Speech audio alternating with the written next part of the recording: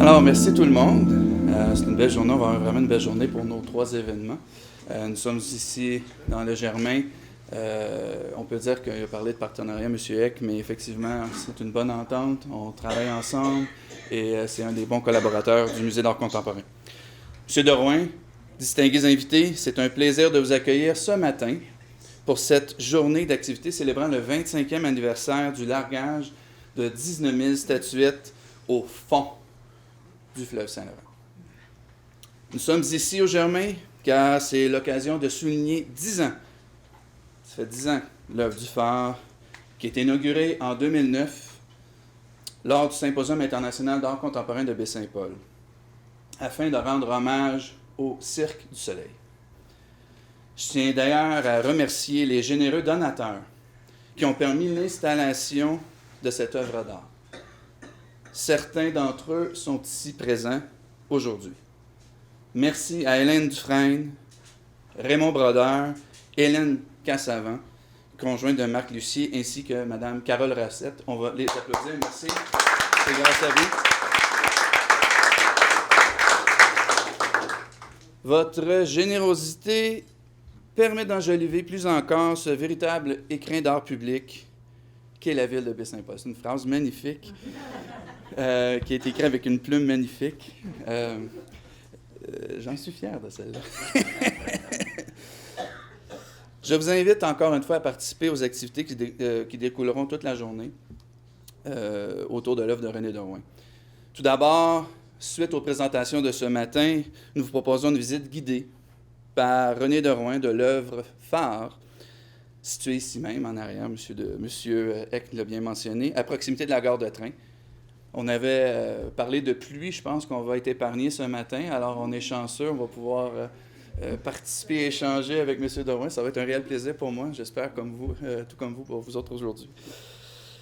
Suivra à 14h au MAC-BSP dans la salle d'exposition Le Mur des Rapaces, volet 3, une table ronde avec les commissaires des 2 dernières expositions de René Derouin, soit avec Pascal Baudette et Aussin-Emmanuel Sprignère, qui sont ici ce matin parmi nous. Merci d'être là. On les applaudit également. C'est grâce à vous qu'on a cette magnifique exposition. Enfin, à 19h30, dans la salle Casino de Charlevoix, un autre fabuleux partenaire du Musée d'art contemporain. Grâce à vous, nous allons présenter la grande première du film intitulé Derouin, Métis d'Amérique, en présence de la réalisatrice Julie Corbeil, dont je salue également la présence ce matin.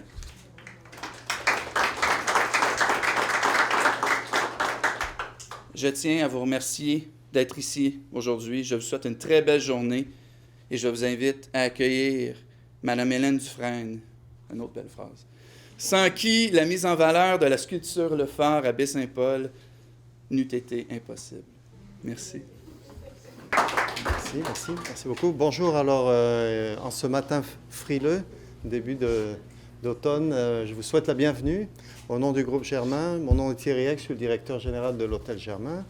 Et donc, j'ai le grand plaisir et privilège d'avoir ici, juste derrière nous, une des pièces magnifiques de M. Derouin. Et nous sommes en partenariat avec le Musée d'art contemporain depuis plusieurs années.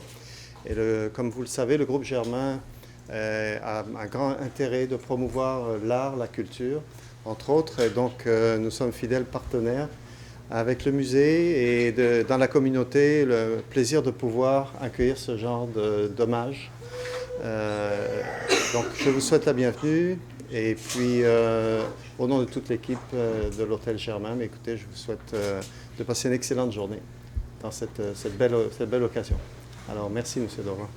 Merci. Je suis ravie de me trouver parmi une aussi formidable assemblée. Merci de cette invitation, René. Je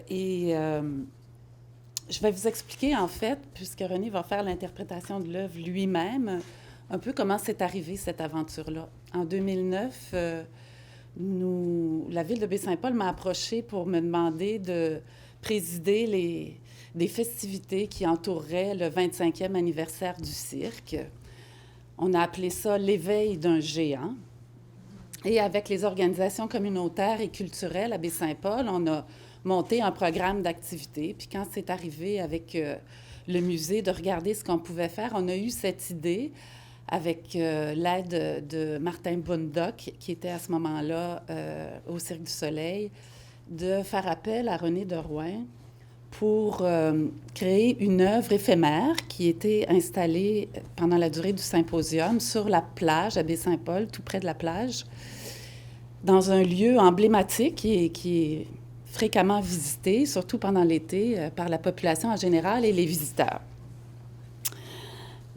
En plus de l'œuvre de René, on invitait la population à venir façonner des fameuses petites statuettes en céramique et des artistes locaux animaient l'activité. Alors, ça répondait un peu au souci que j'avais d'à la fois amener du monde de l'extérieur, mais aussi ancrer un peu dans la région la naissance de cette fabuleuse aventure qui a été celle du Cirque du Soleil. À la fin de l'été, je me disais que c'était inconcevable de laisser partir le phare qui avait été, en quelque sorte, si éclairant pendant un mois. Alors là, on a commencé avec l'aide du musée, la ville, l'hôtel ici qui allait ouvrir sous peu à réfléchir comment on pouvait assurer la permanence de ça. Puis naturellement, René était plein de solutions. Alors, avec la mobilisation de tous, avec les acheteurs qui se manifestaient, on a pu réussir ça et installer ce phare-là. Et depuis, je me suis autoproclamée gardienne du phare. Et je m'assure, à chaque fois que je viens ici, c'est comme un réflexe de voir si l'œuvre est en bon état, voir si on a entré et sorti les statuettes. Là, d'ailleurs, je remarquais que les drapeaux, que je sais qui ont été changés au début de l'été, vont devoir l'être encore la saison prochaine. Alors, tout ça, naturellement, c'est possible quand on a des artistes qui rayonnent dans leur communauté, quand ils sont aussi, puis je pense que ça, il n'y a personne qui en doute de René Derouin, quand ils sont bien ancrés dans le territoire. Alors, voilà, je suis heureuse d'avoir été partie prenante de cette aventure. Je suis heureuse du résultat aujourd'hui. Je suis toujours aussi admirative de votre œuvre, René. J'ai eu l'occasion de passer par Québec hier et de voir à la galerie Michel Guimond ce que Marie-Victorin, qui était un autre homme bien imprégné de son territoire, comment il a pu vous inspirer puis vous amener à vous réinventer encore une fois. Je trouve ça merveilleux. Je suis contente de la relation qu'on a établie au fil du temps. Puis merci encore d'avoir été l'étincelle. Voilà, l'étincelle qui est devenue un phare. Alors, Puerto Varas, Chili, 1er mars 2019, en réponse à un courriel de Monsieur. Qui me l'avait envoyé de Mexico. Un peu panaméricain. Terre polaire, terre nutriments. Flore laurentienne, flore précambrienne. Tierra del hielo, tierra del fuego. Flore nivale, neige australe. J'ai aperçu un jour, assis sur le bout du monde, deux chamans en dialogue d'un pôle à l'autre. Sur le cométique du ciel lunaire, depuis le subarctique jusqu'à l'Antarctique, entre Mapuche et Déné. Et quiconque parmi vous s'avise de se demander ce qu'ils se disaient, les deux chamans d'un pôle à l'autre, n'a qu'à s'adresser aux méridiens de notre mémoire affectée par la fonte climatique. Post-scriptum improvisé. Ou sinon, demander aux 19 000 statuettes qui continuent de voyager et qui se trouvent quelque part du côté de la Voie lactée précambrienne. Merci.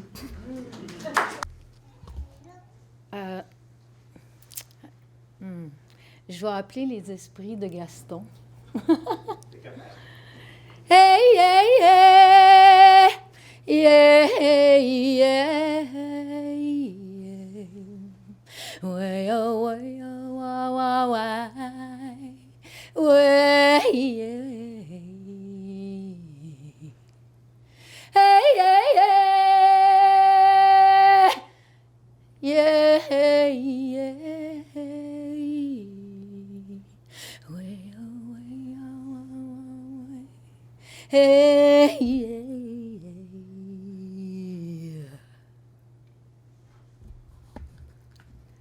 À Circa d'abord, à Montréal, et plus encore au Musée du Québec, je me rappelle combien j'ai été saisie d'émotion devant l'œuvre grandiose. Ah, c'est Gaston qui m'appelle. Hey! Merci, Gaston! Wow! Alors, Gaston, il dit « Je me rappelle combien j'ai été saisie d'émotion devant l'œuvre grandiose de René Derouin, Migration. C'était comme si je reconnaissais en moi, sur fond de genèse de la terre et de l'espèce, une mémoire antérieure et diffuse qui soudain me devenait présente et palpable. C'était moi, ces milliers de figurines. Eux, tous en moi.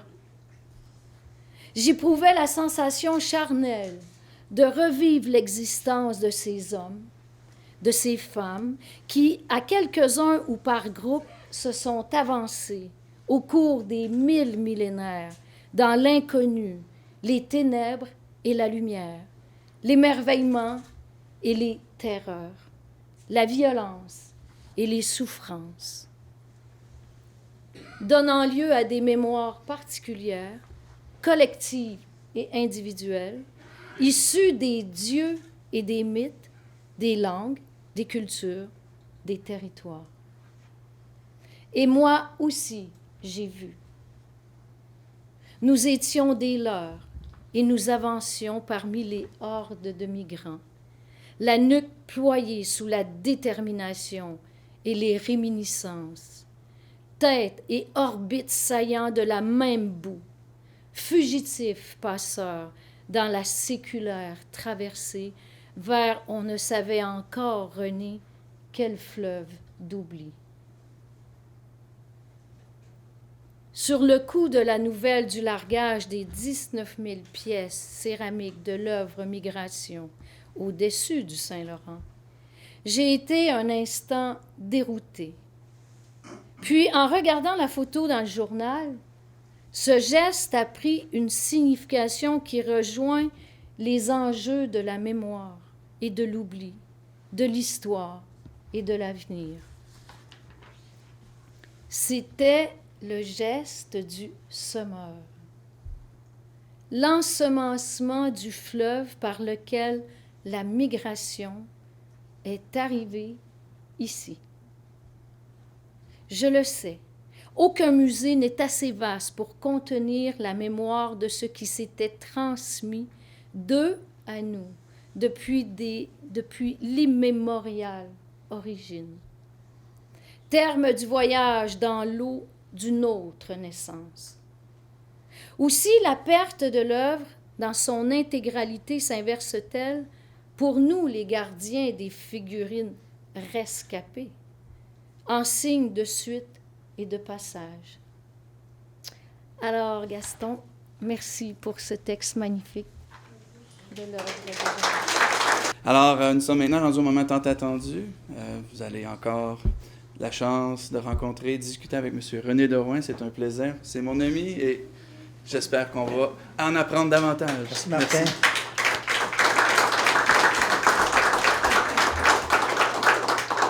Ça va être très court, là, parce que c'est une journée. On va parler de moi cet après-midi.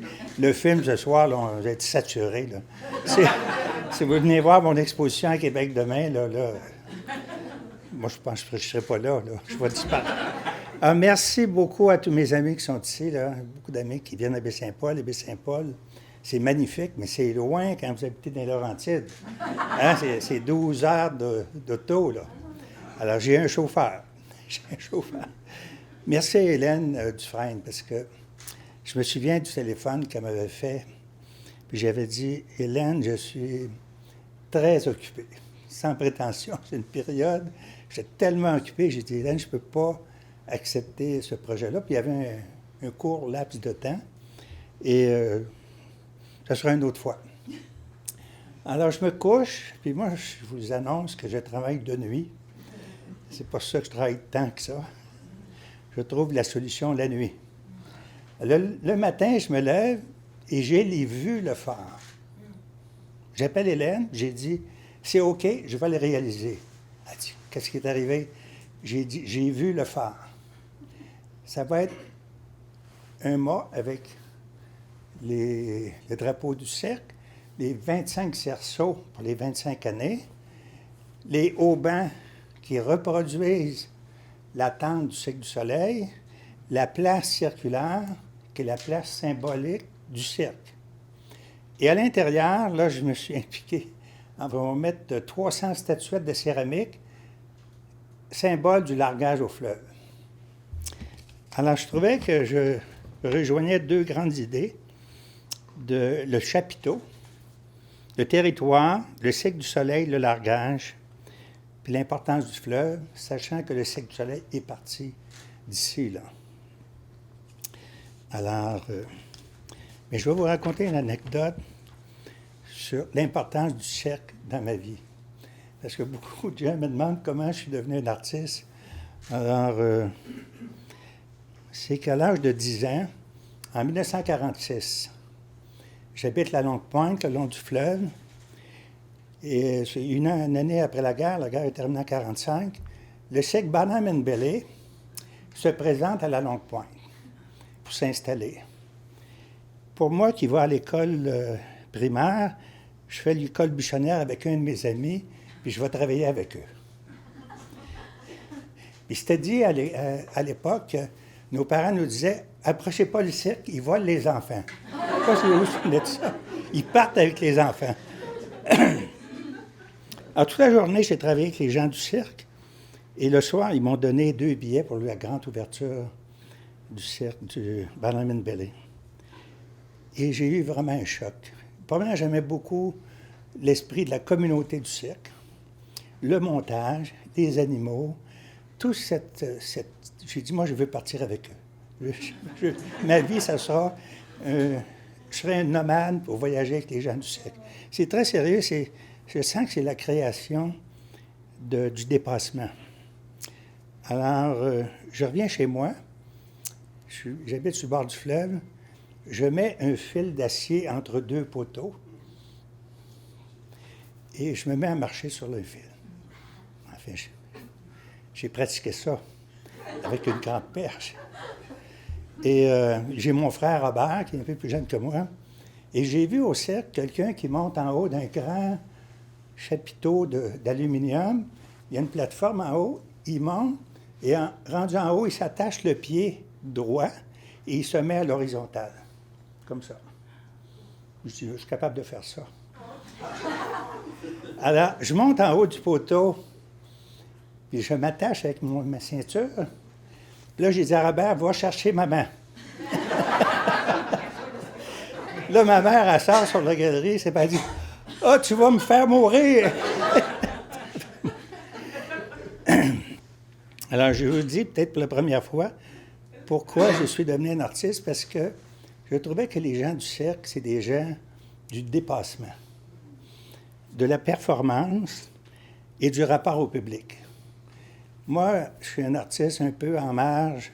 J'ai toujours adoré le public. J'ai fait des fondations, des symposiums. Je suis en relation. Je trouve que l'art existe, ça a un public. Alors, une fois, j'avais demandé à Alexis Martin, est-ce que tu ferais une pièce de théâtre devant une salle vide? Bien, il dit, ben non, je ne ferai pas de théâtre. C'est ça, il venait de me donner la réponse que l'essentiel du public dans l'art. Alors, les créateurs du Cirque du Soleil ont toujours eu mon admiration. Et quand Hélène m'a appelé et qu'on m'a consulté à un moment donné pour le développement du massif, j'étais tellement choyé d'être consulté, parce que j'avais fait des symposiums, de travailler avec les gens du Cirque du Soleil et votre équipe de Baie-Saint-Paul. C'est une part de ma vie qui est très importante et je suis un peu les débuts du germin, du projet massif. J'étais au tout début comme consultant, mais je me demandais pourquoi on me consultait. Bien, j'étais entouré de gens tellement importants que ça m'a valorisé beaucoup. Merci Hélène, merci à Dominique, parce que sans être souvent à Baie-Saint-Paul, on a passé l'été à Baie-Saint-Paul. C'est un rayonnement incroyable à travers l'Amérique, l'exposition. Hein. J'ai eu 60 000 notices sur Facebook de l'exposition Les Rapaces. Et la moitié en latino, en espagnol. Alors, ça a une grande répercussion. Dans l'après-midi, José Manuel, commissaire de l'exposition à Mexico, et Pascal Baudet vont vous entretenir du Nord-Sud. Alors, merci à tous.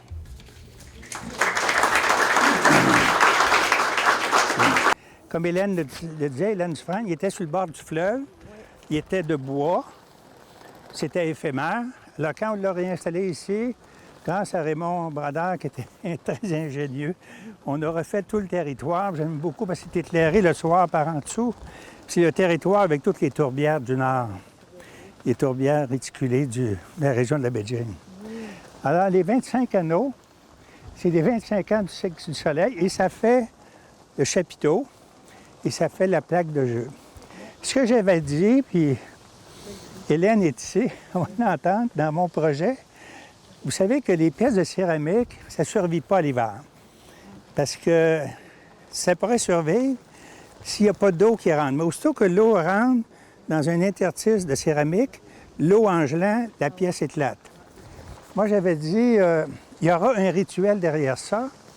À tous les automnes, comme à ce date ici, mais plus tard en octobre, vous enlevez les statuettes dans une journée rituelle. C'est l'heure que les oies s'en vont dans le sud. On s'en va. Comme moi, on s'en va. Et elles reviennent au printemps. Et quand ils reviennent, on remet les statuettes. Ça vous fait 2 journées festives pour l'hôtel, puis pour la communauté. L'arrivée des oies, le départ des oies. Je ne sais pas s'ils l'ont fait. Mais ça serait un beau rituel à jumeler avec d'autres activités à Baie-Saint-Paul. L'arrivée, parce que l'arrivée des oies, c'est un momentum très important sur le plan environnemental et sur le plan touristique. Alors, c'est ça, je suis très, très heureux que j'ai jumelé un hommage au Cirque du Soleil, à mon travail sur la migration et aux racines que j'ai à Baie-Saint-Paul. Ouais. Parce que je suis venu en 1967, et je vais vous dire que Jean Morissette, un jour, il m'est arrivé avec Pierre Perrault chez moi à Val-David, là, je ne sais pas combien d'années, 30, 40 ans. Pierre Perrault voulait possiblement faire un film sur moi. Il a pris des notes pendant 2 jours. C'est un poseur de questions, là. On t'enregistrait. Oui. J'ai un manuscrit de 200 pages de notes de Pierre Perrault, écrit comme un dominicain ou un jésuite. C'est tellement bien écrit, là, comme on écrivait là, dans les années 40. Comme ça, là. C'est magnifique. Et j'ai ça. Et à partir de ce moment-là, je suis devenu très ami avec Pierre Perrault, sachant qu'il avait réalisé la suite... oui, ça m'a fait du bien. La suite du monde. Et j'avais dit à Pierre Perrault, tu sais, Charlevoix, pour moi, c'est très important parce que J'habitais le long du fleuve à Varennes en 67. Et un matin, en me levant, j'ai dit à mon épouse, Jeanne, qui est toujours la même épouse, on s'en va rencontrer Félix-Antoine Savard. Pas n'importe qui, là. C'est le Monseigneur du temps, majeur. Il m'a dit, le connais-tu? J'ai dit, je ne le connais pas, mais on va aller cogner à sa porte. Alors, on est parti de Varennes. On était à Saint-Joseph-la-Rive. J'ai apporté une gravure, ça s'appelait « Les petits-fils à Menot ». Et là, Félix-Antoine Savard a ouvert la porte et il dit « Qu'est-ce que vous voulez? » J'ai dit « J'ai un cadeau pour vous. Je suis un artiste. » C'était une relation extraordinaire. Parce qu'il m'a lu de la poésie. Il me racontait qu'on n'était pas jeune, Félix-Antoine. Puis là, j'ai dit « Monseigneur Savard, je m'en vais au Japon dans 2 mois. » Mais il dit « J'ai un problème de séchage avec mon papier. » Parce qu'il créait les ateliers de papier Saint-Gilles. Oui. Là, il dit, tu vas m'aider quand tu iras au Japon, parce que c'est les grands fabricants de papier. Alors, j'ai eu une très bonne relation avec Baie-Saint-Paul et Félix-Antoine Savard. Et Félix, il m'a dit, allons rencontrer René Richard au village. Alors, il m'amène chez René Richard, puis René Richard, il dit, comme toi, tu veux être un artiste. Je ne veux pas être un artiste, je suis un artiste. Oui, mais tu vas avoir de la misère. La misère, je connais ça. Je vis dans une maison, je chauffe au bois, une vieille maison du 18e siècle. Alors, je ne peux pas être plus misérable que ça. Je vends une gravure à Toronto, puis on vit 1 mois et demi avec ça. Alors, c'était des relations, là. Pierre Perrault, Félix-Antoine Savard, René Richard. Alors, oui, j'ai des relations. Jean Morisset, mais Jean Morisset, lui, j'y envoie un courriel, là, il est en Patagonie, puis il m'envoie un poème Mais ça fait des années qu'on travaille ensemble. On l'invite souvent à nos symposiums, là. Donc, l'an prochain. La première invitation que j'ai eue comme conférencier à l'Université du Québec, c'était au département de géographie. Alors, les arts visuels, ils ont entendu de m'inviter, là. Je pense qu'ils pensaient que j'étais un géographe. Oui.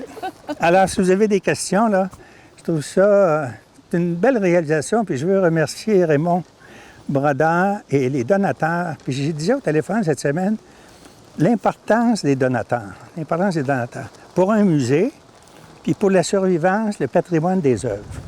Parce qu'aujourd'hui, ça ne m'appartient pas. Ça appartient au musée. Et quel bel partenariat entre l'hôtel et un musée. Ça, je trouve que c'est unique. Et l'œuvre est unique dans le sens, la migration et le cycle du soleil. Alors, quand je parle dans mes conférences, je parle du phare. Alors, je parle de Baie-Saint-Paul. Comme disait le consul, quand on est au Mexique, on entend parler de Dordogne. Il y a 2 endroits qu'on entend parler. On n'entend pas parler du Québec, on entend parler de Val-David et de Baie-Saint-Paul. Excusez-moi, mais vous en avez lancé juste là, vous n'avez pas lancé ailleurs? Oui. Ici, oui, ça, il faut éclaircir. Ici, il y a eu 16 000 pièces.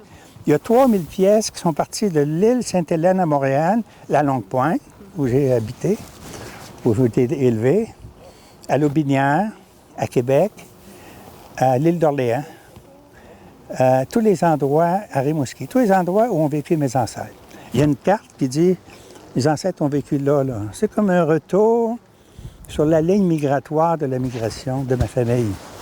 Mais dans le fond, c'est les familles de tout le Québec parce que après, j'ai eu des lettres de « Bonjour Francine », qui a reçu une statuette de la migration parce que j'ai envoyé pour...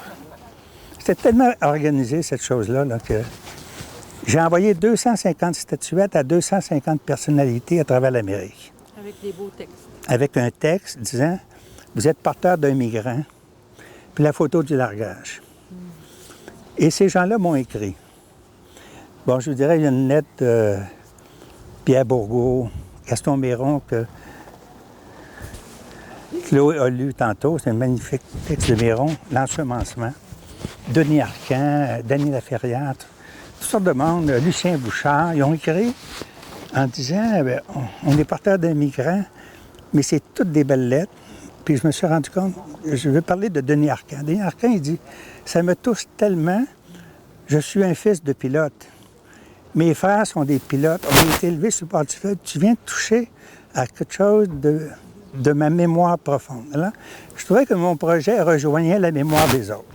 Est-ce que ces lettres-là ont été ou pourraient être publiées? Sont publiées. Ah oui, d'accord. Sont toutes publiées et sont aux archives nationales. Il n'y a pas dans un livre. Non, mais Oui, c'est dans le livre sac. public, là. Oui, c'est le livre sac. Je te le donnerai. Là. Oui, oui. Il y a toutes les lettres de ces gens-là. Ah oui, ça doit être magnifique. Et Pierre Bourgault, il dit... je ne connais pas Pierre Bourgault. La plupart des gens, je ne les connais pas. Moi, j'ai choisi par nom importance dans la communauté culturelle ou au Mexique, aux États-Unis. Il dit, moi, je me lève le matin, je suis dans mon bureau, j'écris, puis j'ai la statuette qui a l'air d'un prêtre. Interprète ce qu'il veut d'un prêtre. Puis Denis Laferrière, une fois, il avait dit à Marie-France Bazot, il avait posé la question, c'est quoi, qu'est-ce que vous avez de plus important dans votre bibliothèque? Il dit, c'est une statuette de la migration de Rouen. Parce qu'il dit, c'est mon cheminement. Tu vois? Alors, c'est dans ce sens-là que l'œuvre a survécu après 25 ans. Là. On en parle de plus en plus et la nouvelle génération est en train de redécouvrir curieusement le territoire, la nature à cause du climat et l'environnement. On dirait que, c'est pas parce que je suis à la mode, mais on dirait que je suis dans un état de l'environnement où on commence à se préoccuper. C'est quoi le fleuve? C'est quoi l'environnement? C'est quoi la nature? C'est quoi le territoire? Tandis que quand j'ai travaillé sur le territoire dans les années 70, on m'a dit que c'est une thématique ringard. Ringard. En tout cas, il faut l'attendre. J'ai un témoignage de Dominique Champagne qui m'a envoyé un courriel. Dominique, je le connais très bien. Puis là, il m'a dit, je suis arrêté à Baie-Saint-Paul, j'étais voir ça, puis j'étais avec Gilles Vigneault, puis Gilles Vigneault m'a écrit après, puis il m'a dit, écoute, non seulement c'est une œuvre d'engagement, mais c'est une belle œuvre. Alors, ben, moi, quand je réalisais ça, puis j'avais des entrevues des fois à la radio, je disais, c'est pas des graffitis, là, c'est pas de la violence, c'est pas ça que je veux faire. Je veux faire une œuvre d'art qui va donner réflexion à ce que l'on vit. Mais il n'y a pas de violence derrière ça. Et quand Gilles Vigneault m'a dit ça, c'est assez extraordinaire que ce soit une œuvre d'art qui dit quelque chose dans l'engagement. Alors, ça. Merci de votre écoute. Merci, M. Lemoine.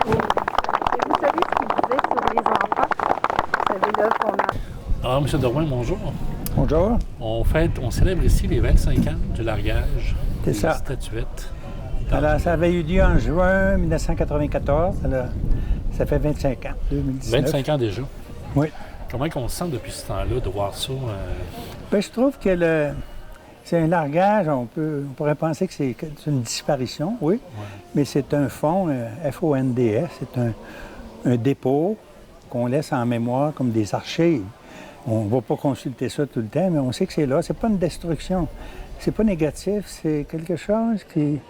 Comme disait Gilles Vigneault, m'avait écrit une belle lettre, il disait c'est un amer. Un amer, A-M-E-R, ça veut dire, c'est un amer, c'est un indice de navigation pour un capitaine.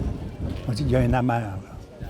Ça peut être un rocher, ça peut être une montagne, ça indique la voie du fleuve. Il dit, Gilles Vigneault avait dit, tu as créé un amer. Je trouvais ça très généreux de sa part, très beau. C'était ça. C'était un geste mémorial à Baie-Saint-Paul où j'avais en même temps, dans l'été qui a suivi, le symposium fait une exposition qui s'appelle Fleuve Mémoire. Le largage a eu lieu en juin, mai-juin, puis en tout l'été, durant le symposium, là, ça a commencé le 24 juin jusqu'en septembre, l'exposition Fleuve Mémoire qui a été une exposition qui a refait mon œuvre après le largage. Voilà, après le largage, c'est comme une renaissance. C'est comme si j'étais écrasé par l'ampleur de ce projet-là. Il était dans un entrepôt à Sainte-Agathe, il y avait 14 caisses, puis je payais un loyer, puis je me disais, qu'est-ce que je vais faire de ça? Puis quand j'ai eu l'idée de largué dans le fond du fleuve, je me disais, c'est là, c'est l'endroit de mes parents, c'est l'endroit de la migration des Québécois, même du continent américain. J'ai dit, ça ne peut pas être ailleurs, ça ne peut même pas être dans un musée. Alors, pour moi, 25 ans après, je me rends compte que la génération qui pousse, l'œuvre a survécu plus que l'œuvre elle-même. Et plus une mémoire, tu sais, c'est comme une... Ah oui! Et ça, c'est intéressant. Ça peut être réinterprété par des artistes actuels, par le sens du fleuve, le sens de la migration, notre appartenance au fleuve, puis surtout qu'on est dans une époque, pas imaginer que, il y a 30 ans, quand je traitais de la migration, j'étais vraiment le seul, là. Ouais. Là, on est vraiment dans une globalisation migratoire mondiale. C'est une problématique qui nous échappait carrément il y a 30 ans. Est-ce que vous étiez visionnaire un petit peu à ce moment-là? Visionnaire? Oui. Bien, les artistes le sont tout le temps, mais le mot visionnaire, c'est un peu difficile à utiliser ça. On est intuitif. Mais on est intuitif par rapport à soi et ça s'applique à tout le monde. On voit venir les changements. C'est ça. Alors, je suis avec Chloé Sainte-Marie, bonjour. Salut. On est ici à Baie-Saint-Paul pour fêter les 25 ans du largage de M. Dormois. Comment ça vous interpelle ça, l'œuvre de M. Dormois? Ça m'interpelle comme nomade. Je suis moi-même une oie, je suis moi-même une de ces figurines. Donc, je migre dans différents pâturages. Et donc, je pense que c'est ce qui nous a légué dans cette œuvre-là, c'est la migration, c'est l'antipode du sédentarisme. Donc, on ne peut survivre que dans la marche et dans le passage des saisons, le passage de la lumière, le passage de nomadisme. M. Dormois, ça fait plusieurs années que vous le connaissez? Ah, je le connais depuis toujours. Même que mon premier album, Je pleure, tu pleures, j'avais demandé de faire la couverture. Puis, puis ça n'avait pas pu se faire parce que, bon, les producteurs, tout ça. Mais j'ai toujours... je me suis toujours sentie comme frère, comme dans l'esprit, en symbiose. Son œuvre, elle me parle, me trouble, me fait du bien, j'exulte. C'est une œuvre universelle. C'est le territoire. Est-ce que vous avez eu la chance de visiter l'exposition qu'on a au Musée d'art contemporain, les Rapaces? Non, c'est ce que je vais faire aujourd'hui, puis à Québec demain. Chloé Sainte-Marie, moi aussi. Merci beaucoup, merci. Bienvenue dans Charlebourg. Oui, quel pays magnifique. La quantité de statuettes, est-ce que c'était prédestiné ou est-ce que c'était important d'en avoir autant? Avant? Oui. Non. Non, pas du tout. Ça, j'ai jamais voulu vendre cette œuvre-là. Puis, non, il y a quelqu'un qui m'a écrit après, beaucoup de gens, mais pourquoi tu les as pas vendus séparément, faire un marché aux putes, une pièce chaque, là? Non, ça n'a jamais été ça. C'est une œuvre d'art, ça se disperse pas. Excepté, après le largage, pour financer ma fondation, les Laurentides, où on fait des symposiums internationaux, j'ai recréé des statuettes en bronze d'un autre type pendant des années pour les vendre, pour financer des événements culturels de la Fondation de Rouen. Et est-ce que vous êtes retourné sur le lieu du largage depuis ce temps-là? Oui. Une fois, je suis parti, l'ancien directeur, Jacques Saint-Gelais, il avait un bateau, puis il m'avait dit, on va faire un tour de bateau sur le... Ah, j'ai dit, j'aimerais ça. Puis on était jusque sur le Schneid. Parce que c'était un endroit précis. Oui, c'est vraiment entre les Locades et le Cap-au-Corbeau. Mais là, je me suis rendu compte, le Schneid, à quel point c'est puissant. Ouais. Parce que quand on arrive, ça frise sur le fleuve, là. Là, le Schneid est là. Mais moi, c'est sûr que les statuettes ont été enterrées immédiatement dans la semaine après où ils sont partis dans l'Atlantique, je ne sais pas. Là. Ouais, il y a tellement un mouvement d'eau très puissant. Parce que les courants sont forts. Très, très forts. Hein. Je suis avec Jean Morisset. Bonjour, M. Morisset. Bonjour, ça me On fait est plaisir. ici pour célébrer les 25 ans du largage des statuettes de M. Drouin Oui. dans le fleuve Saint-Laurent. Quelle est votre relation avec M. Drouin? Ah, je l'ai connu à la fin des années 70, les années 78-80. Moi, je revenais de peut-être 10 années d'absence. Et il y avait dans un magazine à Montréal, tout à coup, les œuvres qu'il avait faites d'Abbé James. Et j'ai été sidéré parce que je trouvais qu'il y avait un tel divorce en général dans notre art avec le paysage. Et tout à coup, il y avait ce qui surgissait, comme à la fois les esquerres, la mosquée, etc. Alors c'est comme ça que je l'ai contacté à l'époque. Qu'est-ce qui vous interpelle autant dans son œuvre? Dans l'œuvre de...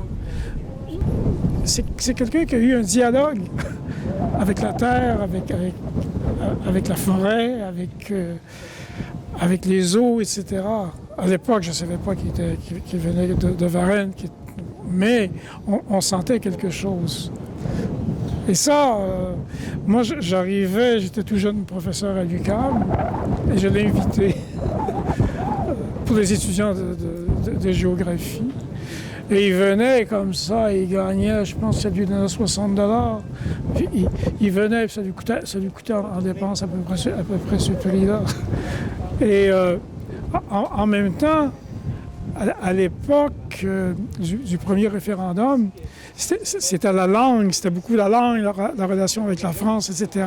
Et il n'y avait pas de relation avec l'Amérique. Il y avait cet aspect-là aussi, qui pour moi était fondamental, c'est que qui est un certain échec du Québec, de ne pas avoir su se mettre à l'intérieur des autres pays américains comme partenaire, comme solidaire d'un projet qui était le nôtre. Mais c'était un peu audacieux, peut-être en 1994, de ne pas demander de migration. En 1994? Ah, c'était un peu avant ça, même. Non, la migration, c'était par le détroit de Bering, c'était toute la descente des peuples premiers. Et leur, je sais pas, moi, leur transhumance à travers le continent. Et c'est qu'on en faisait partie. On en faisait partie sans le savoir. Et c'est ça que René Drouin incarnait. Et encore, c'est prémonitoire. Mais sa première grande exposition, je ne sais pas exactement, c'était à Edmonton. Parce qu'eux, ils le sentaient, ça.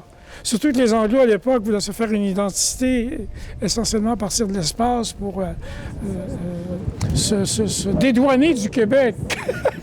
Se donner une identité nordique ne peut pas être dépendant du Québec dans leur identité. En 1994, lors de l'événement, est-ce que vous vous souvenez de cet événement-là en particulier? Ici même? Oui, à Saint-Paul. Pour le phare? Pour le largage. Ah, le largage, je me souviens parce que j'en ai reçu une statuette. OK. Et j'étais sur un projet de film sur l'esprit métis. J'étais quelque part du côté du lac supérieur. C'est-à-dire que je l'ai eu juste avant de partir. Je l'ai apporté avec moi. Mais je n'ai jamais ouvert je n'ai jamais décacheté le paquet. Je savais que ça venait de lui. Puis je lui ai écrit un mot à ce moment-là. Je pense qu'il a paru. Parce que j'ai écrit tu t'es trompé, René, parce que je me promenais sur la grève. Moi, je suis d'un milieu maritime là, à l'est de Québec. Et dans les joncs, j'ai trouvé une de tes statuettes. Mais c'était symbolique, c'était faux. C'était faux. Mais et j'ai envoyé ça tout de suite spontanément parce que il en avait parlé. C'est-à-dire, il disait, peut-être 4-5 mois avant, on se parlait au téléphone, puis il racontait, il dit, qu'est-ce que je fais avec ça? Je ne peux pas continuer à payer tout ça pour garder ça de côté. Et ça faisait beaucoup. Puis, et moi, la statuette, le paquet, je ne l'ai pas ouvert. Je l'ai ouvert 2 ans plus tard au Brésil, et je l'ai laissé au Brésil. Parce que j'ai voulu que la migration continue. Alors, oui, tout à fait. Merci à vous. J'ai pas dit tantôt qu'une fois que j'ai fini le largage, je suis revenu au musée pour rencontrer France Labbé, j'ai dit tout est terminé. Je pense que je faisais 75 livres de moins. C'était une grosse charge. J'étais léger, j'étais content. Dans les deux sens. J'ai toujours été très content d'avoir fait ça. Et j'ai pas de regrets, j'ai pas de dire « Oh, j'aurais pas dû faire ça ». J'ai jamais senti ça. j'ai toujours senti que j'avais fait le geste que je devais faire. Et je suis content que ce soit à Baie-Saint-Paul, parce que c'est des attaches. Entre Val-David et Baie-Saint-Paul, on est 2 villages culturels. Hein? C'est un peu plus gros ici, mais Val-David, c'est très culturel. Alors, c'est deux ports d'attache culturelles et environnementales. Mais ici, c'est plus beau. Baie-Saint-Paul vous a adopté. Oui, mais moi, j'ai adopté Baie-Saint-Paul. C'est tellement beau, le fleuve, les montagnes. Puis il y a une tradition de peinture, de Macorel Fortin, René Richard, toute cette tradition-là, là, nous, on l'a créé un peu récemment. Ici, ça date depuis longtemps. Je te remercie. Merci. Merci. Je suis très content de le souligner ici, le 25e, ici. Merci, Martin. Hein? Ça n'a pas été facile, mais c'est une belle exposition.